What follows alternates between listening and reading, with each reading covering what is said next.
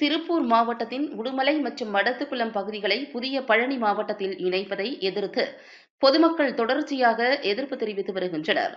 இதன் ஒரு பகுதியாக உடுமலை மடத்துக்குளம் மக்கள் பாதுகாப்பு பேரவை, அம்மா மக்கள் முன்னேற்றக் கழக துணை பொதுச் செயலாளர் மற்றும் முன்னாள் அமைச்சர் சண்முகவேலுவிடம் ஆதரவு கோரி மனு அளித்துள்ளனர்.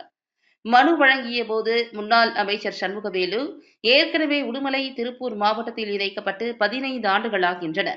தற்போது பழனி மாவட்டத்தில் இணைக்கப்பட்டால் அனைத்து அரசு துறை அலுவலகங்களும் கோவை மண்டலத்திலிருந்து மதுரை மண்டலத்திற்கு மாற்றப்படும். இது மக்களுக்கு பெரும் சிரமத்தை ஏற்படுத்தும்.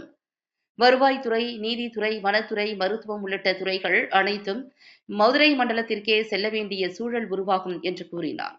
மேலும் மடத்துக்குளம் பகுதியை கோவை மாவட்டத்தின் ஆனைமலை தொகுதியில் இணைக்க சில வருடங்களுக்கு முன்பு அரசு திட்டமிட்டிருந்தது.